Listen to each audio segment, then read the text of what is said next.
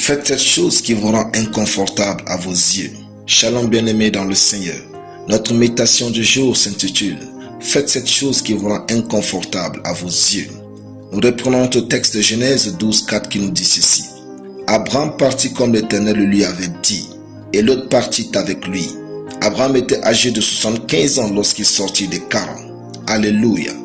Pour réussir avec Dieu, il vous faudra parfois apprendre à agir de manière qui peut sembler inconfortable pour vous. Lorsque Dieu a demandé à Abraham de quitter son pays natal, croyez-vous sincèrement que cela a été facile? Abraham ignorait même la destination précise et devait demander à sa femme de le suivre. Abraham devrait envisager d'établir de nouvelles amitiés, de créer des liens, d'acquérir des terrains et de les aménager pour le bien-être de sa famille. C'était malaisé. Parce que l'inconfort et le développement vont de pair. Vous ne pouvez pas vous développer tout en vous sentant confortable.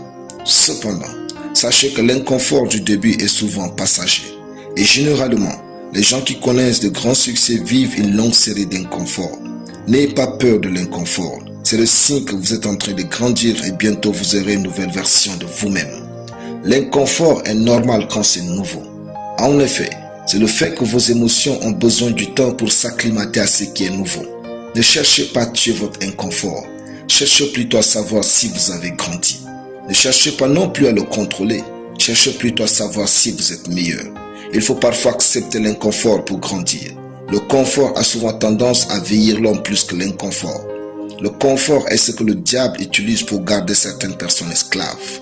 Juste parce que vous êtes à l'aise dans une chose, cela ne signifie pas forcément que vous êtes en train de grandir. Avez-vous déjà fait un discours durant lequel vous tremblez à mort à l'intérieur de vous? Et une fois assis, les gens vous félicitent comme si tout était parfait? Sachez donc que parfois, l'inconfort est juste émotionnel, interne et invisible. Ce sont vos émotions qui essayent de s'habituer. Abraham n'a pas laissé l'inconfort d'une terre inconnue l'empêcher d'obéir à Dieu.